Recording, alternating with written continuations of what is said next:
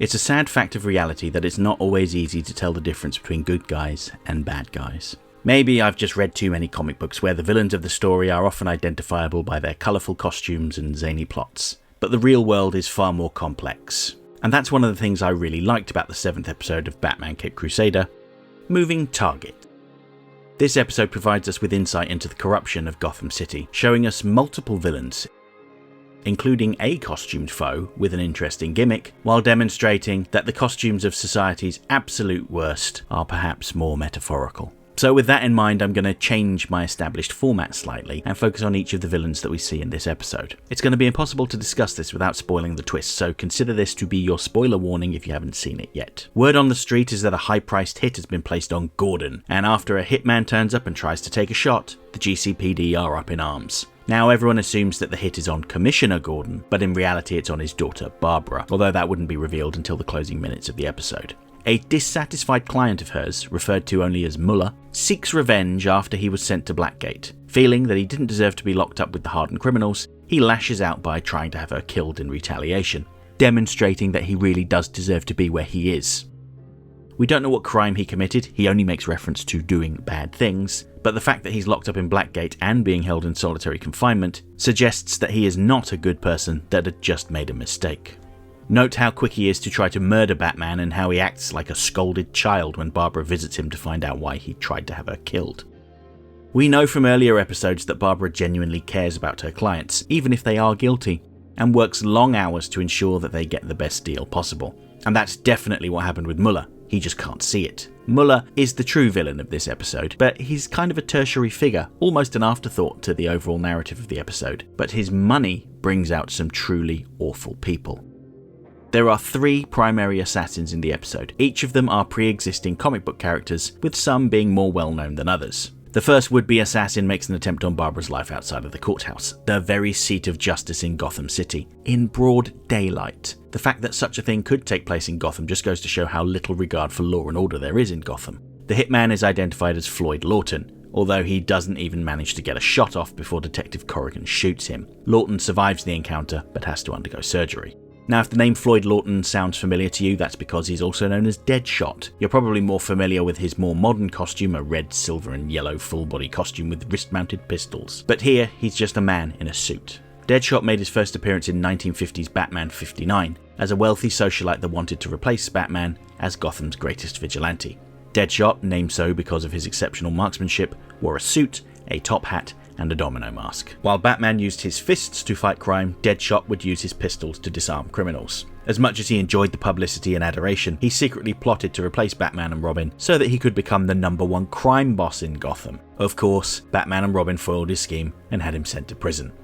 Deadshot would remain in prison until 1977's Detective Comics 474. After escaping from prison, Deadshot put on a new costume. This is likely the look that most people are familiar with. It's the outfit he wore in Justice League, for instance. But Deadshot is more of a blink and you'll miss it cameo rather than a credible threat. He'd probably have more success if he hadn't just barged up to the Gordons yelling their name while brandishing a gun. After Deadshot's failure, Muller increases the payout of the bounty, which brings in some more unusual out-of-towners. This is the point that we meet Caped Crusader's version of Onomatopoeia, the costumed villain of the episode. When the first trailer for Caped Crusader dropped, I noticed a lot of people were excited about Onomatopoeia appearing in the show. So I made a speculative video talking about his comic book origins and how I thought he might be used. I've included a link to that video in the info button in the top right, as well as the video description, so check that out if you want a more in-depth breakdown of Onomatopoeia's comic book appearances. For those that haven't seen the video, the quick summary is that he was originally a Green Arrow villain, and is a serial killer that targets vigilantes, keeping trophies from his kills. He doesn't have any superpowers, he's just a skilled fighter with a high tolerance for pain.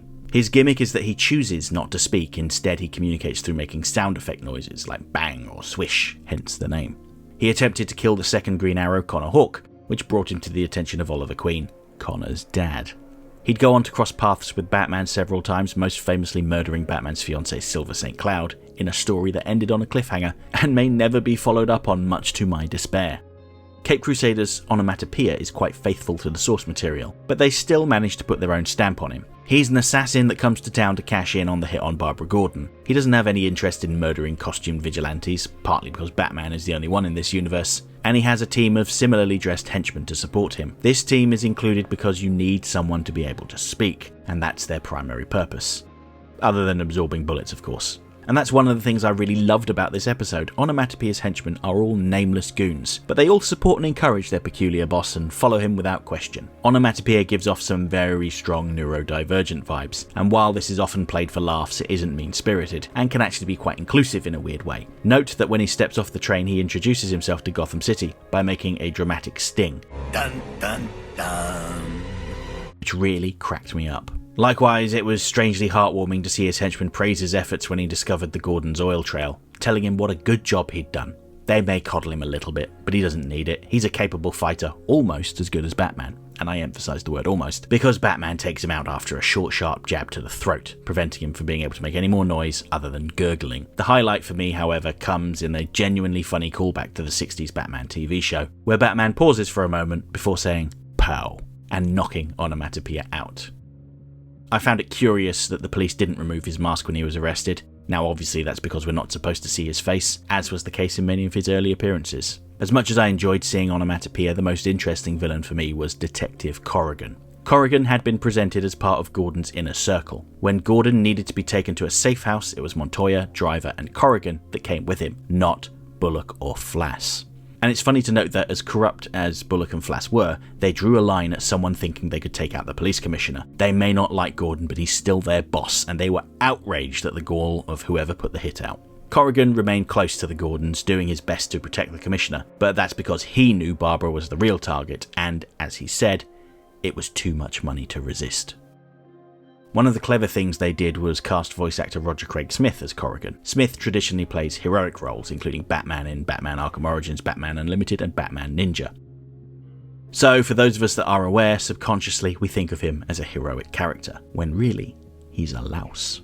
Now, if the name James Corrigan sounds familiar to you, that may be because he's the alternate identity of the Spectre. The Spectre first appeared in More Fun Comics 52 back in 1940. He was ace detective James Corrigan who was working his way through the underworld. In retaliation, he and his fiancée were kidnapped by the mob.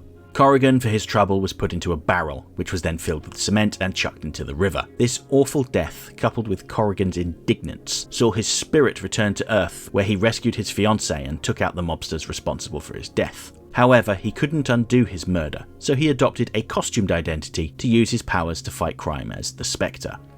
Later on, it would be revealed that the Spectre was God's vengeance on Earth. So, Caped Crusader's Detective Corrigan could very well become the Spectre one day, but Bruce Timm and James Tucker have been quite adamant that they don't want any other costumed hero showing up in their new cartoon. Unless they make it to 100 episodes. With that in mind, I think it's more likely that this character is actually the second James Corrigan from the Gotham Central comic book series. This Corrigan was part of the CSI team and he was widely known to be corrupt. Corrigan frequently lifted evidence from crime scenes and put them up for auction, like when he took the last bullet fired by Black Spider before Detective Crispus Allen had shot him. This Corrigan was greedy and had no loyalty to his fellow cops. All he cared about was lining his own pockets. Corrigan's most significant storyline came towards the end of Gotham Central, where he murdered Crispus Allen after Allen began gathering evidence against him. It was the murdered Allen who would go on to become the Spectre. However, he was prevented from getting revenge on Corrigan. Instead, he had to stand by and watch as his own son, Malcolm, murdered Corrigan in revenge, and the Spectre passed judgment on Malcolm, killing him. Given that Gotham Central was co-written by the lead writer of Caped Crusader Season 1, Ed Brubaker, and couple that with the fact that Bruce Timm has said he doesn't want to include any other heroes in the show, it seems more likely to me that this Corrigan will not go on to become the Spectre, but you never know. Honestly, I hope they don't introduce the Spectre later on, or at least if they do, that it isn't Detective Corrigan. They've clearly established that the supernatural exists within this world, and that's okay, but I feel like turning a double-crosser like Corrigan into the Spectre would cheapen this ending a little bit. Corrigan chose to betray his colleagues. He had a trusted position within the GCPD alongside Montoya and Driver, but he threw it all away because he thought he could get away with it. Similarly, Muller chose to lash out and attack the one person that had actually tried to help him, and he couldn't see how that was wrong, even after Batman beat some sense into him. Then we have Onomatopoeia, who finds himself in custody with his team, but he doesn't seem too fazed by it. He has his buddies with him. And poor Deadshot is recovering in the hospital. But it's not just the villains that were shaped by this episode. Barbara had chosen to try to help Muller when she represented him in court, despite the fact that he had clearly done something awful. And the really sad thing about this episode is that, as it ends, we see Barbara potentially reconsidering her worldview as she walks out of the halls of Blackgate.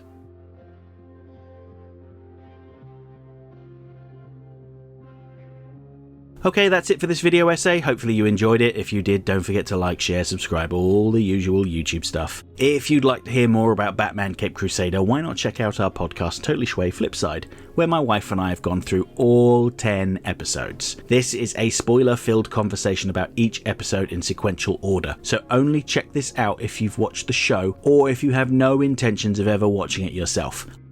I offer channel memberships for $1.99 a month, which will grant you early access to my video essays, and some supplementary perks like custom emojis, priority responses to your comments, members-only videos, and community posts.